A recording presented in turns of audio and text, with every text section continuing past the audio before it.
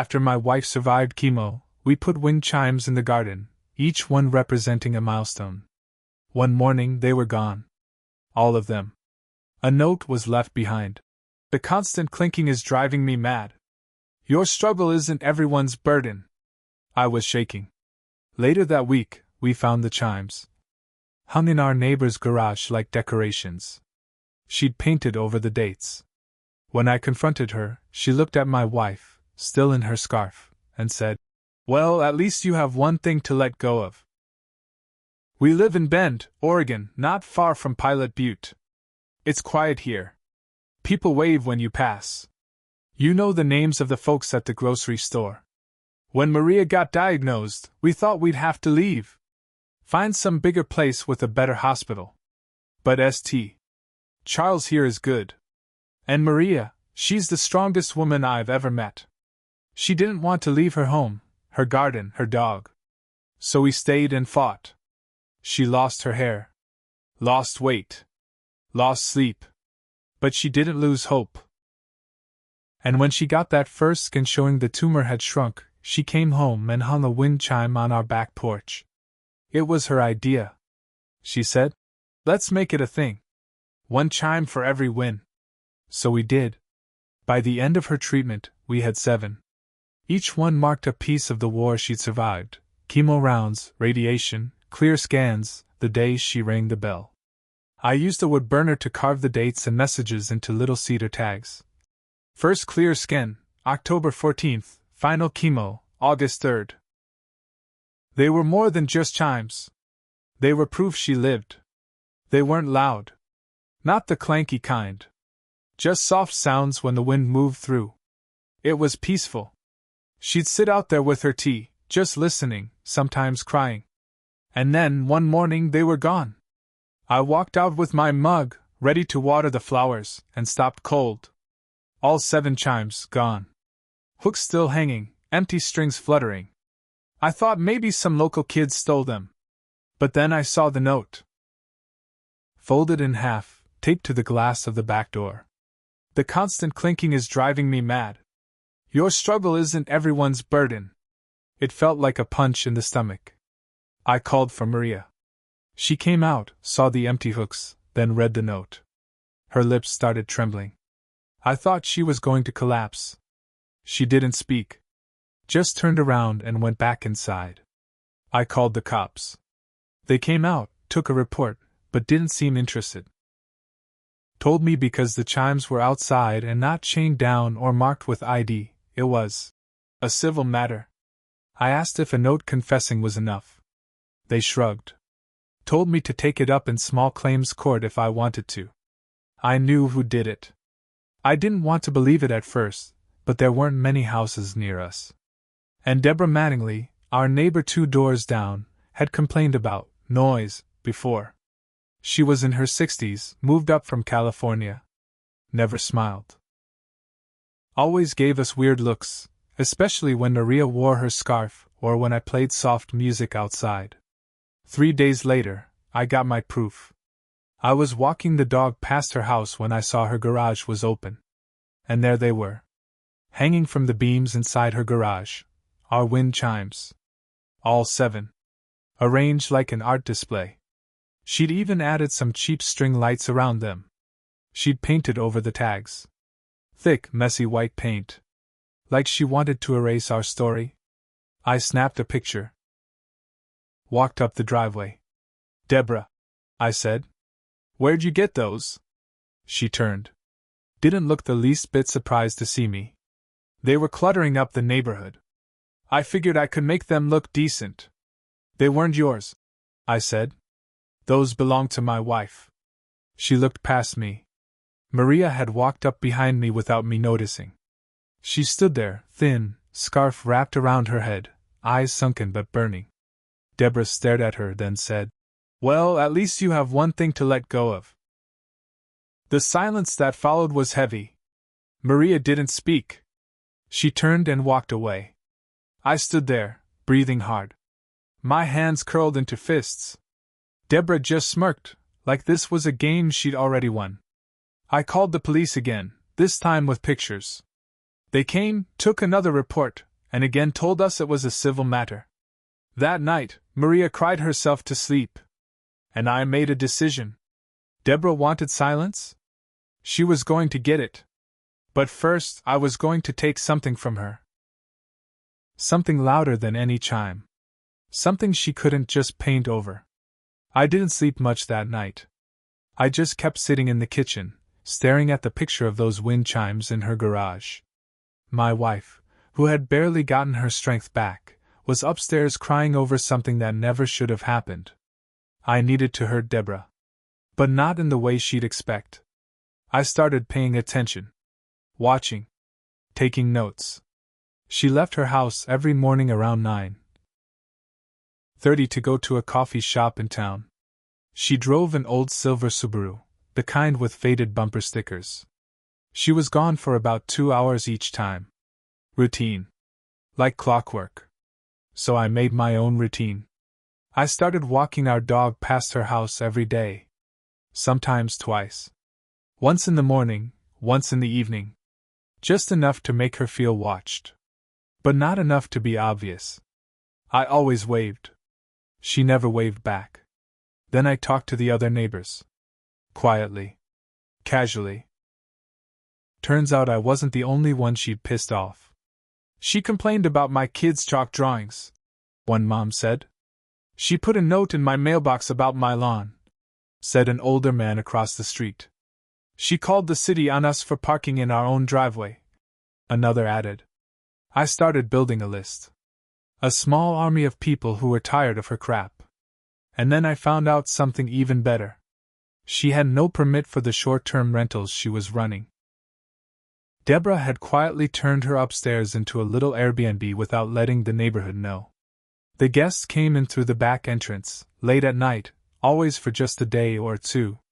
At first I thought they were family, but no, she was charging money under the table. I reported her. Not once. Not twice. But 5 times. To the city. To the IRS. To the health department. I even mailed a letter to her HOA anonymously, with photos of the guests and screenshots of her listings. That got her on the radar. But I still wasn't done. I created a burner Airbnb account and booked a weekend under a fake name. Showed up, took pictures, recorded video of the inside. No smoke detectors, no fire extinguisher, and the guest bathroom had mold on the wall behind the toilet. I sent that too. With a written complaint. She got shut down within a week. Then, to make sure the silence she loved so much stayed with her, I did something else. I made copies of her note, the one she left us. Dozens. I put them in envelopes and mailed them to the cancer support center Maria had gone to. I mailed one to the local paper. And I mailed one to her church.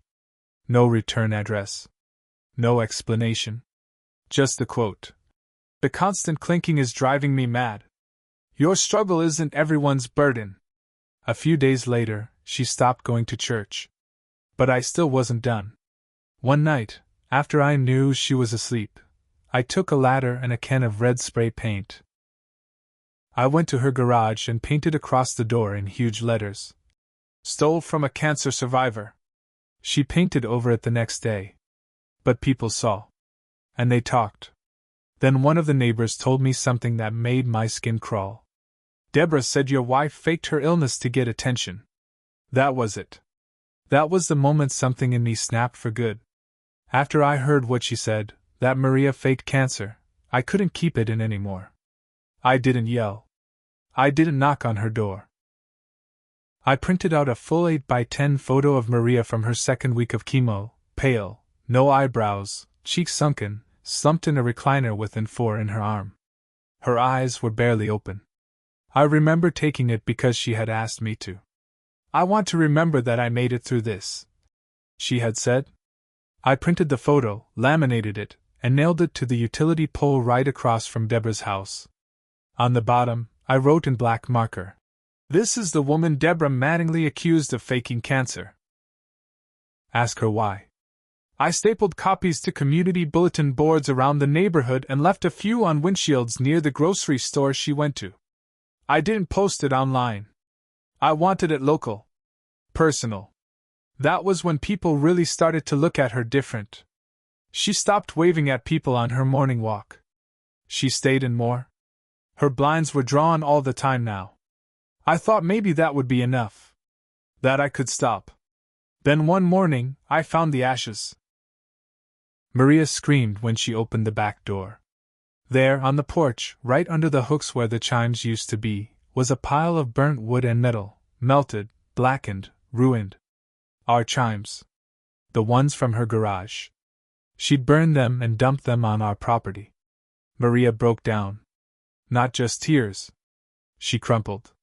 I had to help her inside. That was the last straw.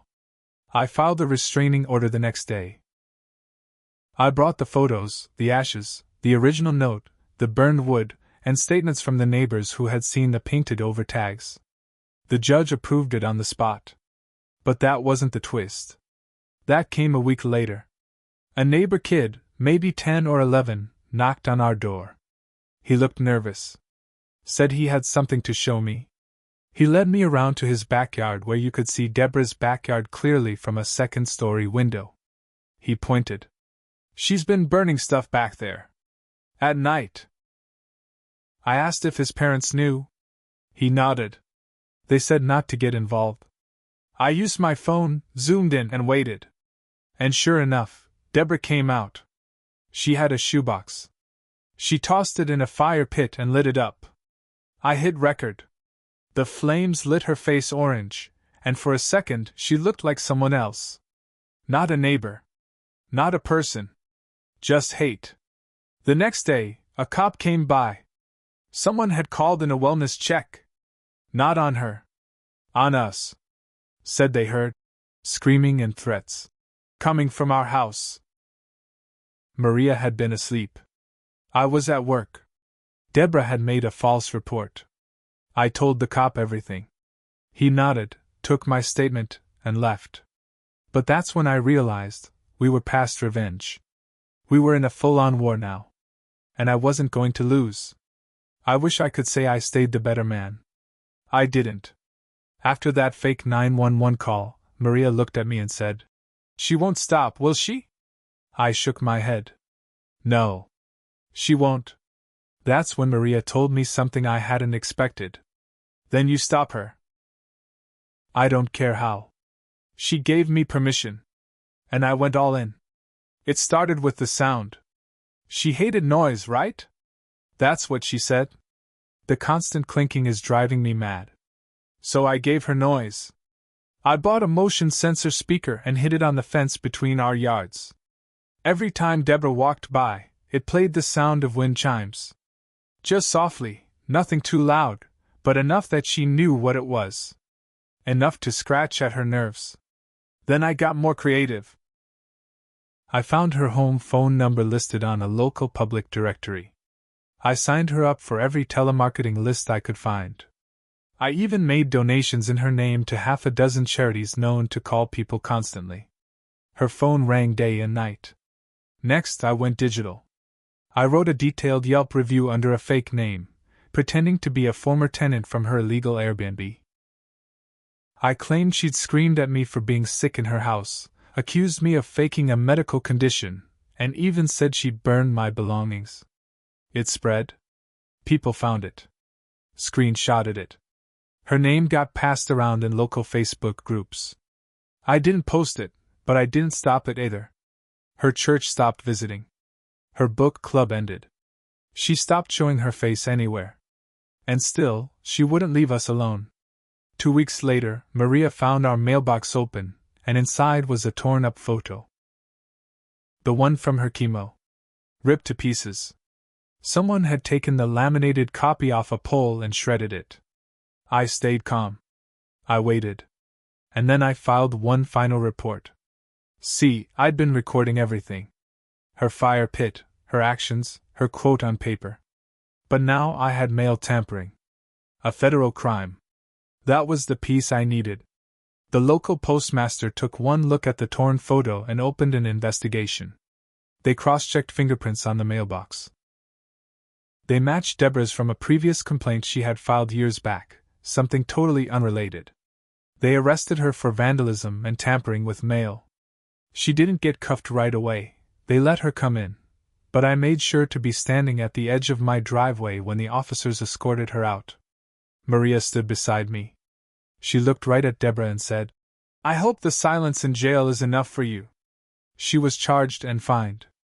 Got hit with a restraining order that stuck. Lost her right to host any rental guests. HOA hit her with penalties. The IRS started snooping around her unreported income. And that was enough for Maria. But not for me. My mistake? I didn't stop when I should have. I kept watching her house. Kept feeding the fire. I was angry. It started to rot me from the inside. A month after her court date, Deborah's house went dark. She left town. No warning. Just packed a truck and disappeared in the middle of the night. I thought it would feel good.